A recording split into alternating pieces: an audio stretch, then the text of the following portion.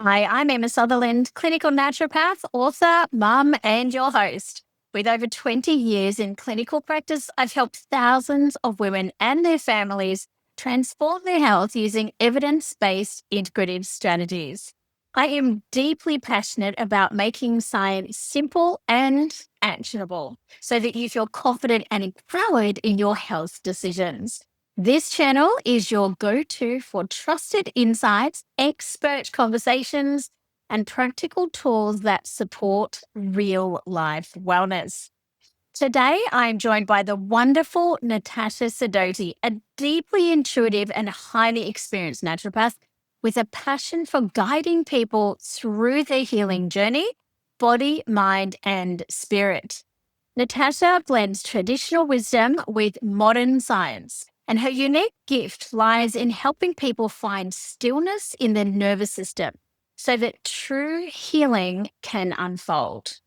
In this episode, we're exploring how herbal medicine can offer the nervous system the space it needs, not just for physical healing, but to create the clarity and capacity to look deeper into the beliefs and patterns that drive disease in the first place.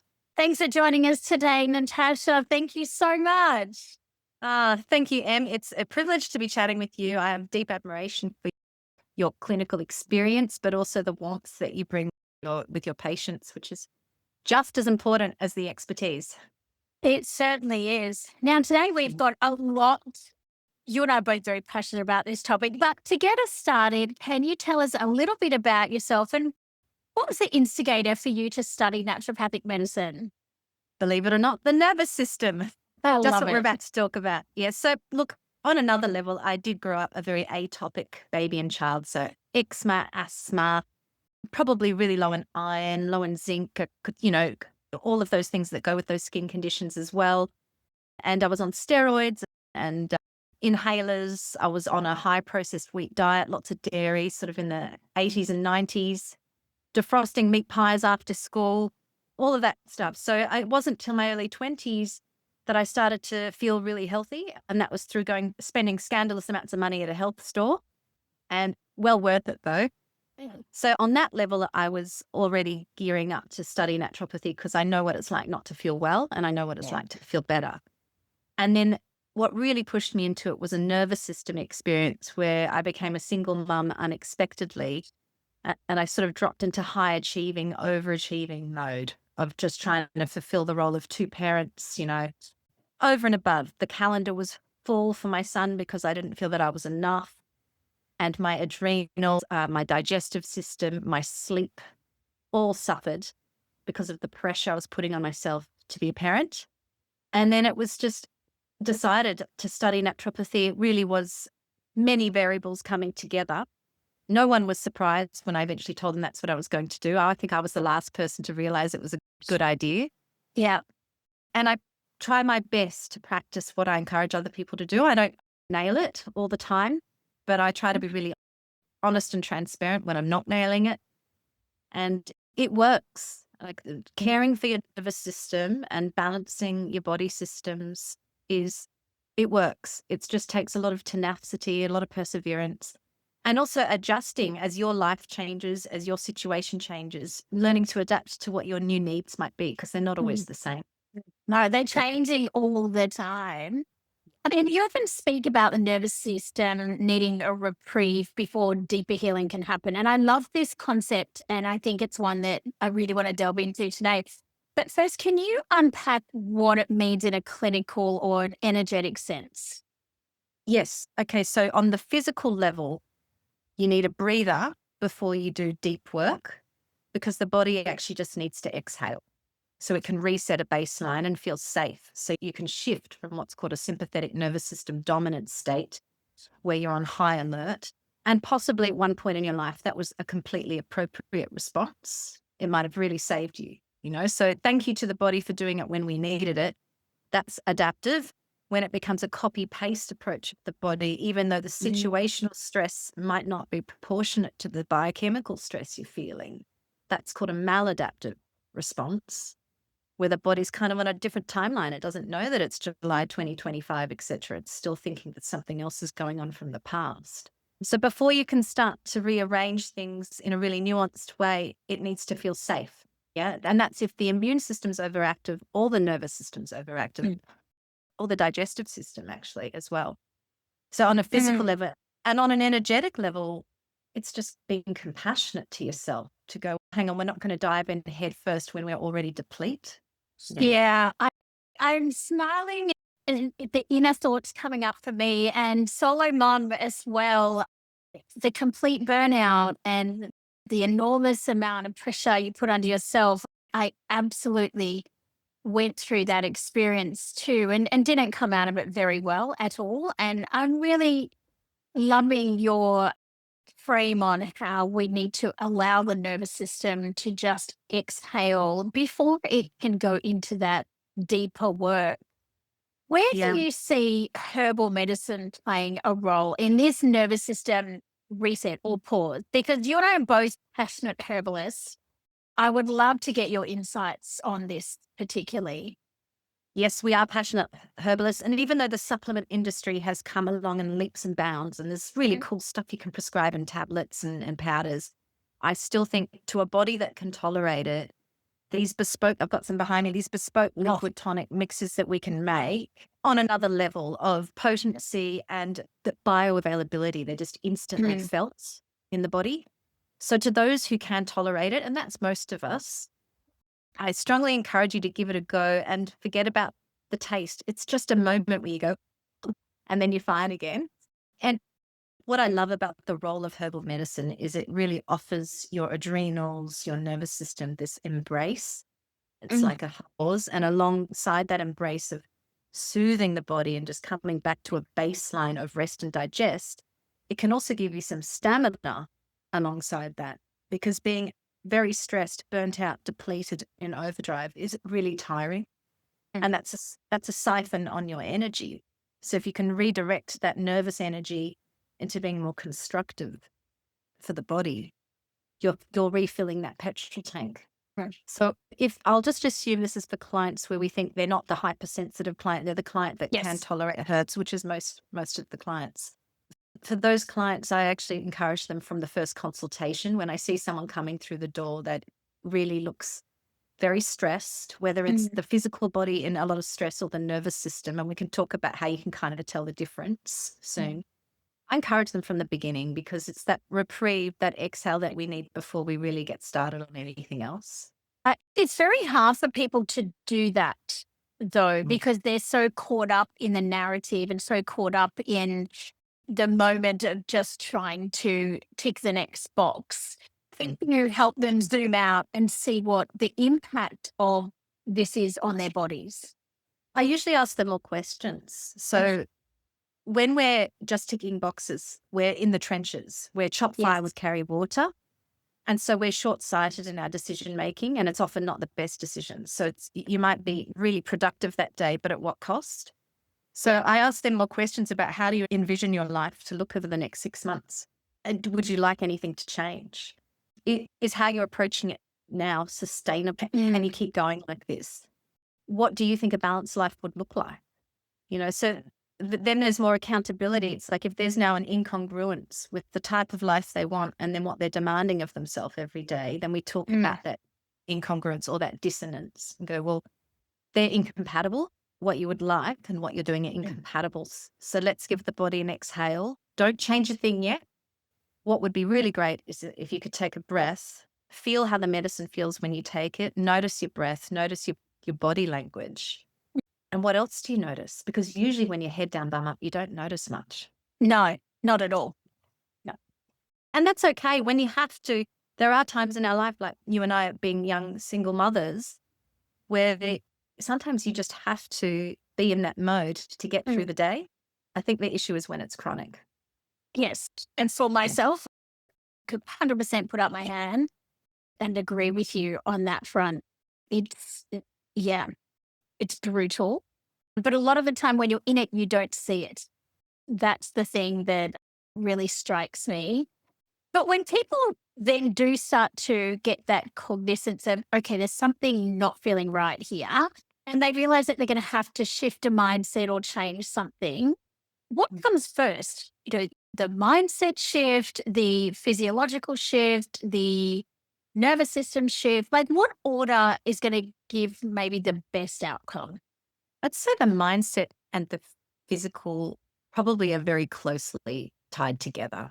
So Mm. usually it comes with that aha moment in the consultation of, I can't achieve these goals and continue this lifestyle with the same intensity. You might still have the same commitments, but the intensity and the pressure that you put on yourself can be adjusted. So not just what you're doing, but your approach.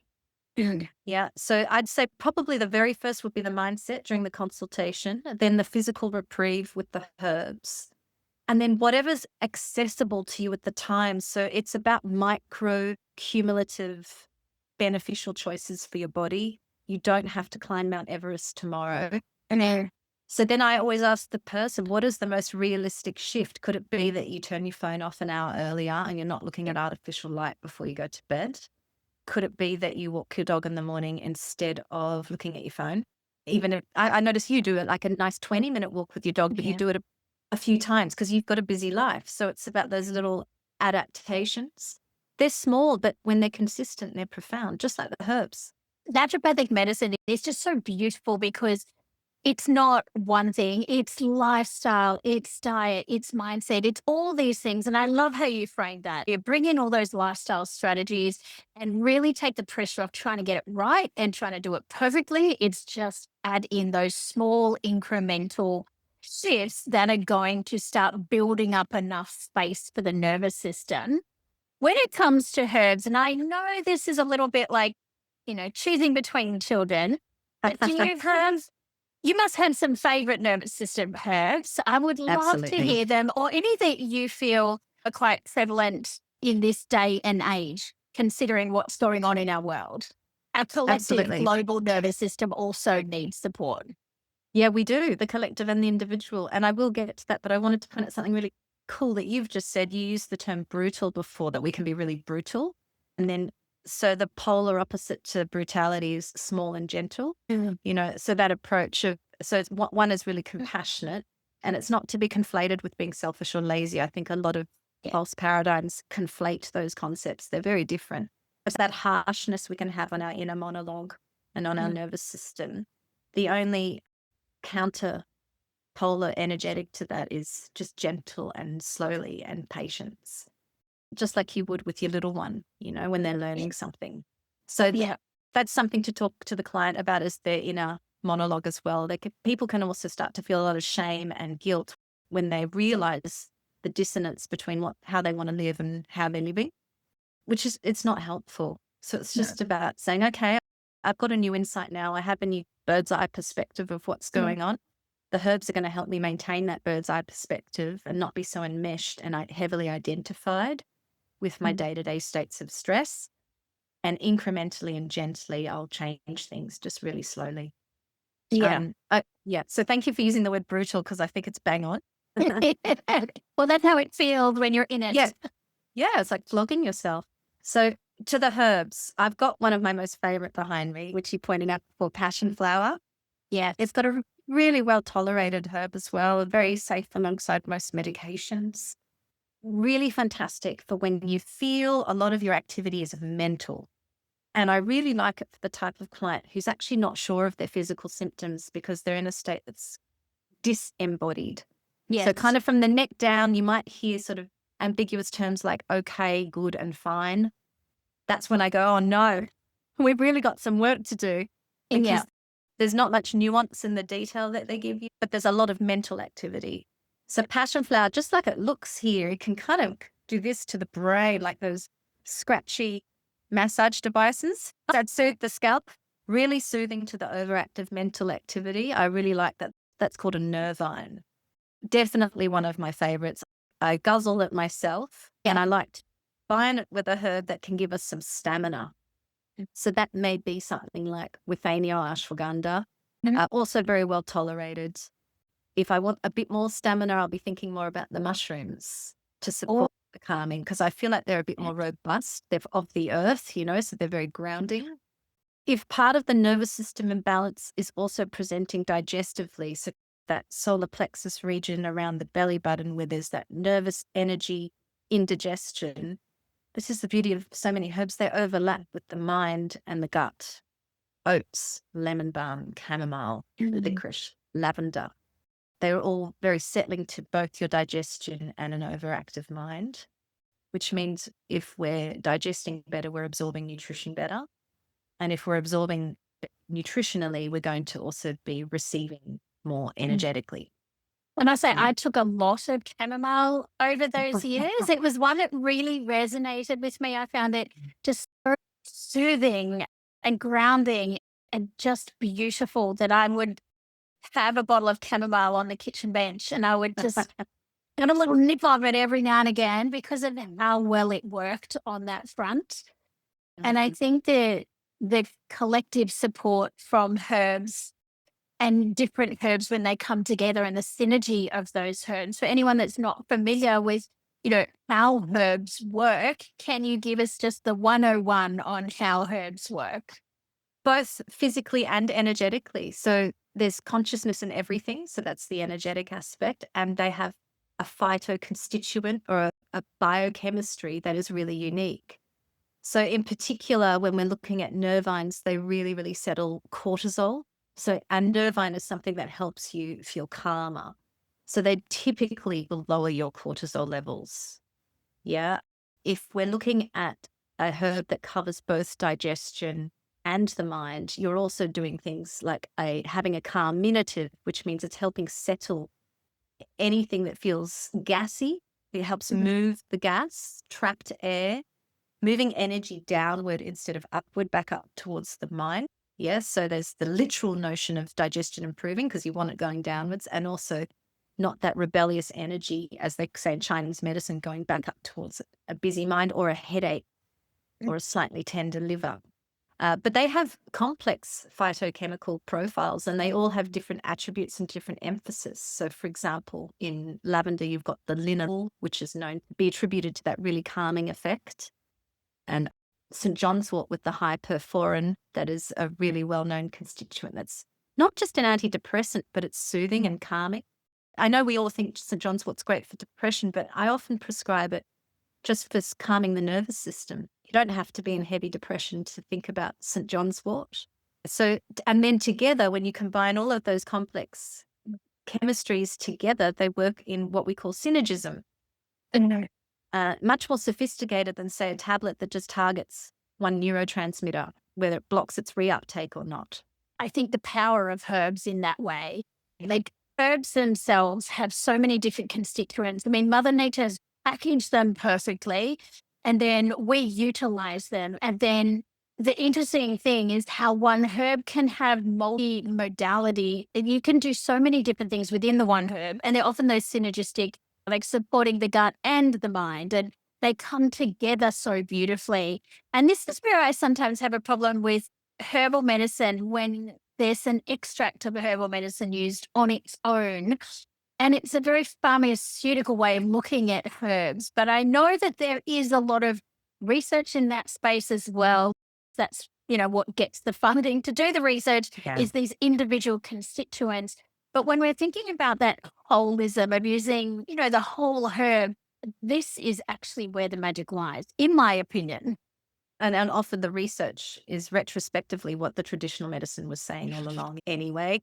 Look, I think the research, like you say, you've got to work with funding models. It's fantastic to see validation, quote unquote, of these constituents. And then if we're going to pull it all apart and dissect it, we just need to bring it all back together again. And we can appreciate the micro mechanisms that are being explained that haven't been explained before. But then we need to be careful I believe we need to be careful not to become green doctors. Yes. Where we end up just prescribing per symptom. Correct. Yeah? And that's pretty easy. It can be a tempting prescriptive model. And it takes some discipline to coming back to the whole, especially if your client says, I just want a quick fix for this symptom. Yes, exactly. Yeah. But there's a lot of education that goes into those kind of conversations with patients. from that angle. But when you spoke before about the nervous system needing to feel safe in order for healing to begin, you're saying that we can use herbal medicine to help the nervous system feel safe, and we can use lifestyle measures in order for the nervous system to feel more safe. What about the vagus nerve itself? Is there Mm. anything that you think of when it comes to vagus nerve support? Because of the way The that breath. yes, Yeah. thank you. Yeah. The breath is, that's beautiful that you mentioned the vagus nerve. The breath is the bridge that connects the Yeah. vagus nerve throughout the whole body. And when it comes to feeling safe, there's levels. So sometimes someone might come into our rooms and they have deep reason not to have felt safe in the past with some really serious traumas. So it's also about building trust with one another first and doing appropriate levels of questioning to the point of that safety. Every now and then, someone might really share straight away some pretty full on traumas they've had. But usually, I'd say that let those things take time with your health practitioner. So, from the neck down, the body recognizes where it is and knows that it's safe and builds up that positive association to that new space. So, when there's a real issue of safety, I'd say take it really gently, slowly, building trust with your health practitioner. If it's more day to day fight or flight, where we're just dysregulated because we're in a hyper productive society, then really great tools to complement the lifestyle and the herbal medicine that you mentioned include breath work. And I wouldn't be doing vigorous breath work. So that's some of the yogic breath work can be vigorous, or some of Yes. the ice bath type breath work is actually more stress on the body. Mm. That's great for other situations, for invigoration, Yes.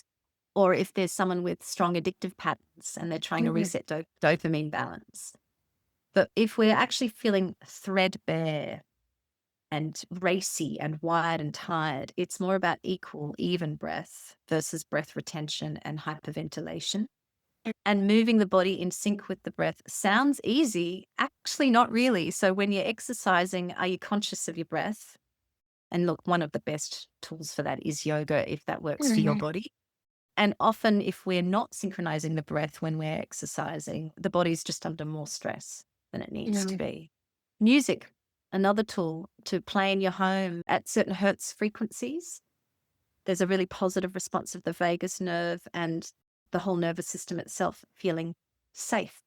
Mm. So, you've got your oral supplementation, and then you've got your whole environment around you that the body responds to, for better or for worse. Mm.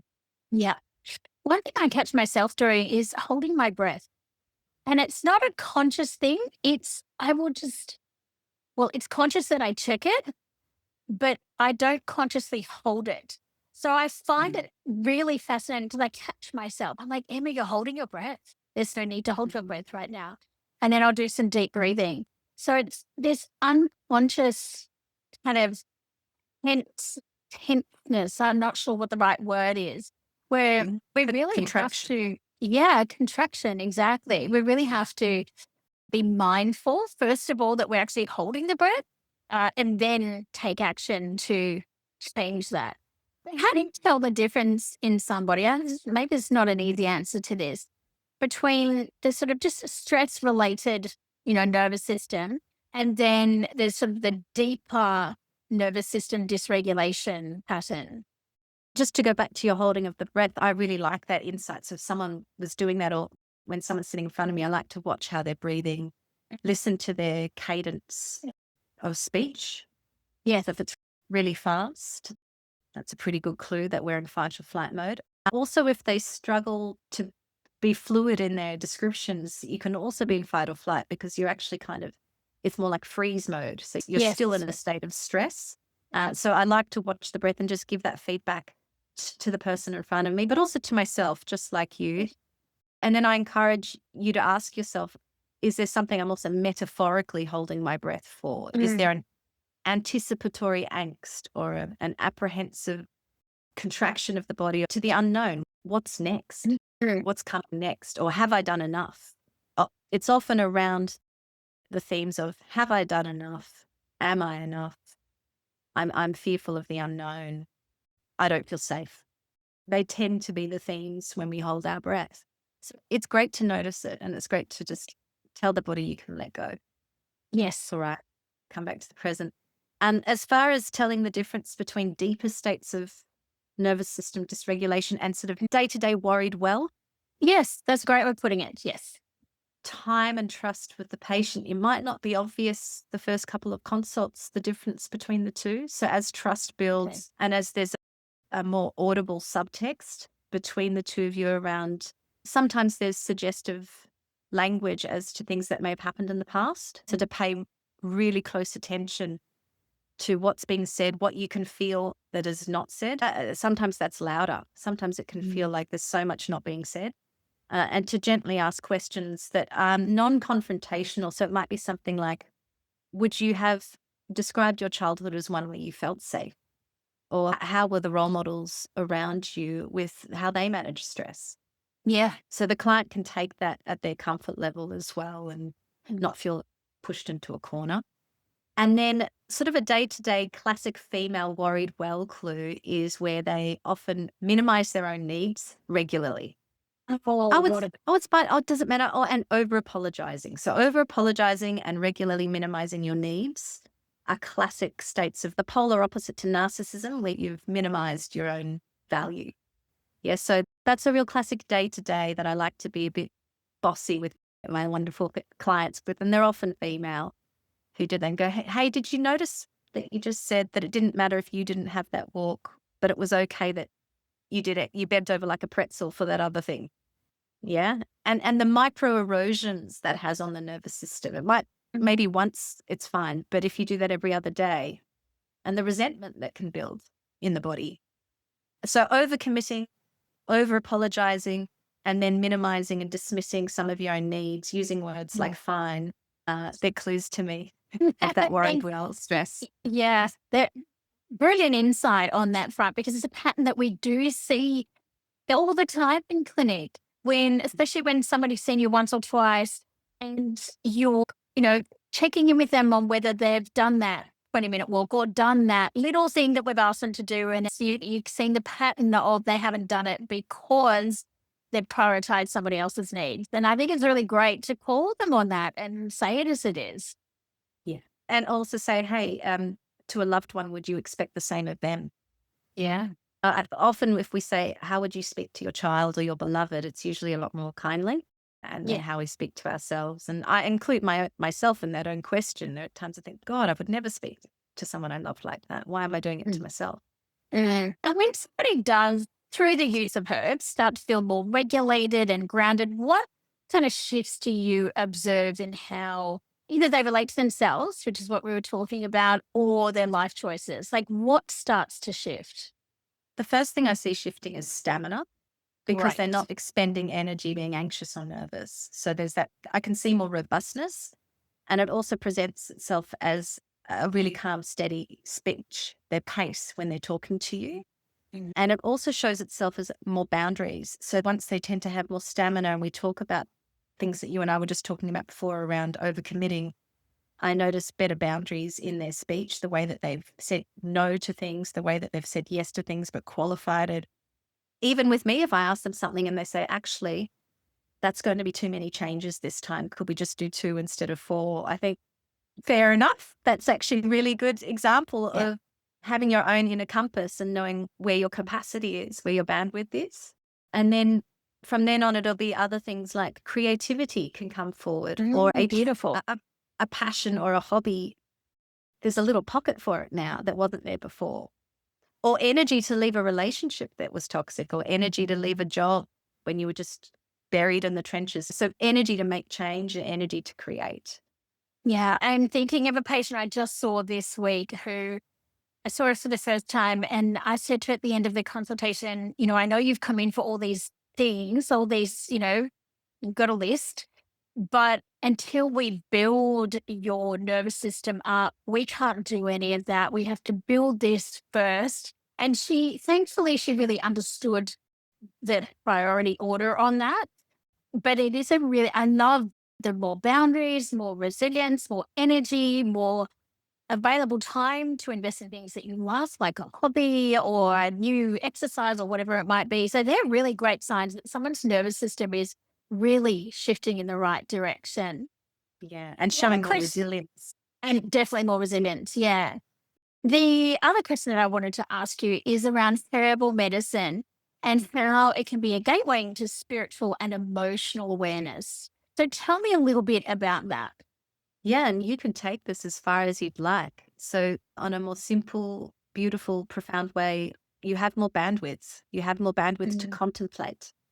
It's very difficult to be in a state of contemplation when you are in fight, flight, or freeze. Or if Yes. you're just threadbare, you're just absolutely worn down, you're soul weary. That's not a very accessible time to be contemplative and thinking about the bigger questions in yourself, whether it's your higher self or bigger questions about the universe. There's just no headspace for it. So that's where the herbs can really help with that. And then there is something that I'm increasingly coming to experience, that you can develop a relationship with the plants themselves. This is not new to any Indigenous culture. No. It's just, it sounds like revolutionary to a Westerner speaking, but it's old news. And it's called animism. So it's not what is that tree, it's who is that tree. Everything has Mm. consciousness. So if you're open to the paradigm of animism, not only can you soften into contemplating your own values, your own beliefs, you can also contemplate another consciousness, like the consciousness of the beautiful passion flower, Yeah. and how that works for your life as a relationship. So it becomes more relational, your experience with herbal medicine, versus functional and transactional. So that sounds wild to a Westerner lens, but it's actually really ordinary to an Indigenous lens. It's fascinating, isn't it? Because the way that we traditionally look at things is very reductionist and one dimensional when it's not like that at all. But how would you recommend that somebody starts to open their eyes in that way, for want of a better kind of way of putting it? I mean, for me, it's very much about kindness and empathy and realizing that everything can feel when I'm kind and have empathy. And it's just, for me personally, it's that energetic side of it where it just shifts that energy of empathy onto something else. But how would you say, how can we make sense of it without sounding woo woo so that we Yeah. can educate people that are not yet there? Empathy goes closely with listening and observation. Mm. Yeah, because if we're too busy and we're rushed, we'll miss nuances. And these are subtle questions. These are not big. These are not obvious questions like I'm sleeping better, my bloating's gone, I'm feeling less anxious. We're going into the subtle realm now of, which is beautiful. Yeah, of just a different level of observation.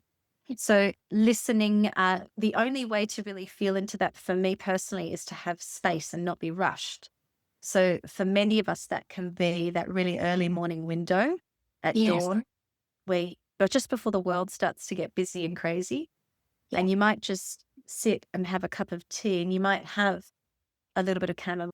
Is that one of your favorite herbs, Em? So you can have a little bit of Absolutely. chamomile on an empty stomach, no multitasking, sit for 10 minutes and just feel that herb. Yeah. So it's like a meditation with a companion. And yeah, mindfulness with a friend.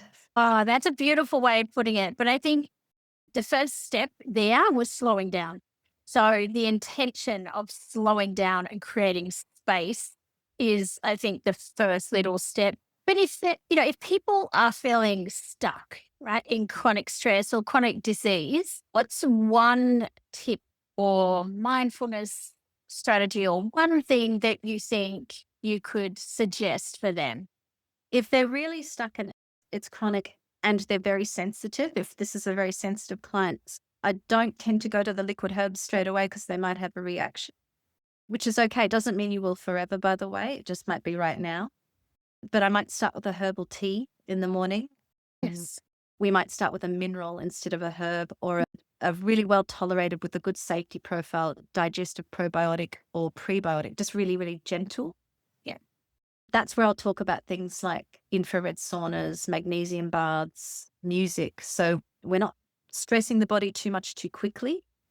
For the less physically sensitive client, I would get started with the herbs straight away And then maybe the first goal I tend to do is just observe and watch your life patterns. And we'll talk about areas where you'd like to rejig that next time. So it's take the medicine so it supports you and lets you exhale, and watch yourself. What is it that you weren't conscious to? What is it that what were our blind spots? And what would you like to shift in those blind spots so that we have practices that are compatible with your goals? Yeah, beautiful. I love that. Oh, goodness me. I feel like I could talk to you all day, Natasha. I'll Me have to too. get I you want to know back. about yours. I really want to get you back, which we will do.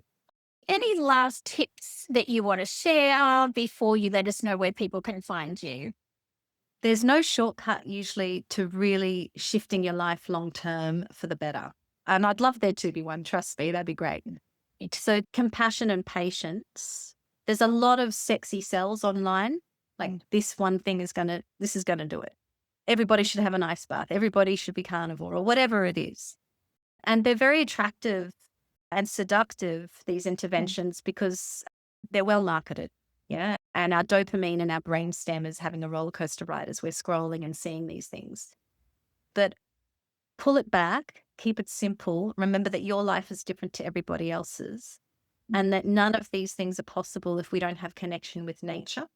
So I'd say that a big part of what I'd encourage myself and others to do is to really watch your relationship with time outdoors and how easily and quickly that's cannibalized by artificial light and screens more than ever. Like I've been meaning to put it on my intake form now is what's your average screen time and would you like to change that? I should be there, you know? Sounds like a great addition. And so where can people find you, Natasha? We'll put all your links in the show notes so people can pop there as well. It's just my name, guys, natashasidoti.com and at Natasha Sidoti on Instagram.